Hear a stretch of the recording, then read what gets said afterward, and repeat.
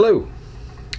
I've been reviewing some research on happiness, or to be more precise, the subjective perception of happiness. So I'd like to share with you today some of this research on this issue and give you some of my opinions on the matter. Let's begin with happiness in general. The concept of happiness is one which researchers find very difficult to define, and so the area is one which has a lot of contradictory evidence and arguments. The term subjective well-being is often used by psychologists as an umbrella term for how we think and feel about our lives. Measurements of this include such things as job satisfaction, relationship satisfaction, and health satisfaction. Let's take each one of those in turn.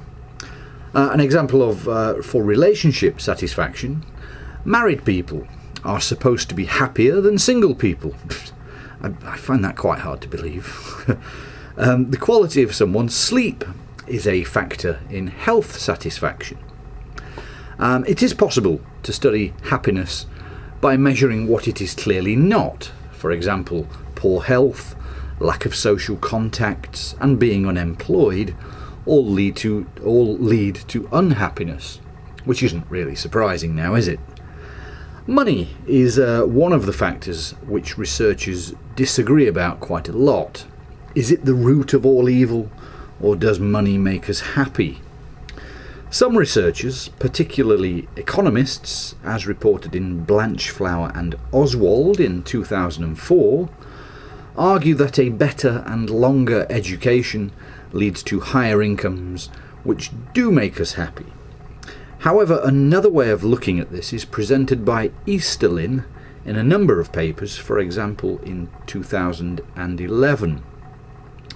Easterlin argues that although GDP, that's gross domestic product, has risen fairly consistently over the last 40 or so years, people's reported levels of life satisfaction have remained the same. He argues, therefore, that people have actually become less happy in relation to their wealth.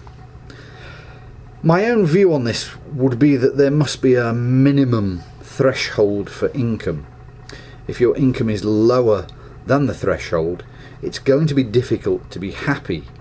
But above that threshold, as long as your life is not consumed by the pursuit of money, you should be able to do the things that make you happy, whether that be, going for a skiing holiday, going out for dinner, buying some new clothes or new music, whatever it may be. Well-being or happiness is such a broad concept that researchers have had to narrow down the breadth of their research. One such narrow corridor of research is commute satisfaction, or in other words, how happy people are with their journey to and from work. I've done a very small scale research on this with some students. Commuting time in comparison to salary. In other words, would a higher salary compensate for an increased commuting time? Interestingly, most of the students chose the best job as one which pays a reasonable salary but has no more than 2 hours of commuting each day. Very few of the students chose the very highest salary, which came with 5 hours of commuting each day. Now, 5 hours seems a lot, but you'd be surprised at how many people actually do this. Leicester is now a commuter town for London, and door-to-door journeys can be around 2 to 2.5 hours. So, even my students had an idea of what a reasonable commuting time is in comparison to the salary. Now, the research I'm referring to about commute satisfaction is by Smith in 2012. He studied the commuting satisfaction of 828 people in the USA. He found that by far the happiest commuters were those who cycled to work. This was followed by those who walk to work. In last place, or the unhappiest, were drivers who drive their car alone and those who commute by bus.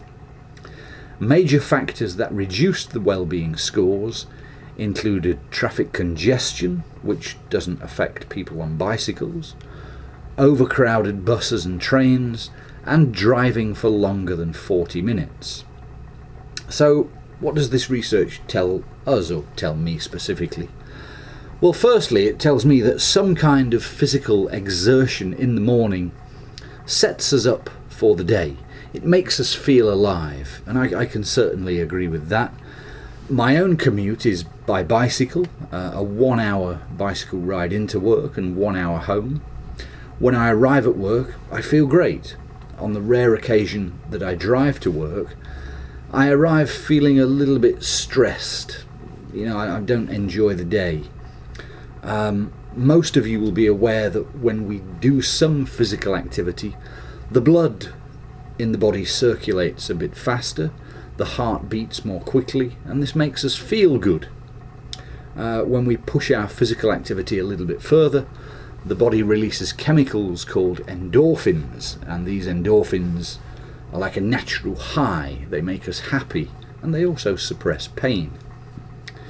Secondly, the research confirms what I think most people would view as common sense. Sitting in traffic jams in your car or standing on a crowded bus or train is not going to make you very happy.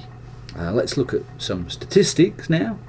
If you commute by car or public transport for 2 hours each working day, that's 10 hours a week. Most people have about 5 weeks holiday per year. Therefore, there are about 47 working weeks per year. That makes 470 hours per year of commuting. That's almost 20 full days just sitting or standing on a bus, sitting in a car, standing on a bus.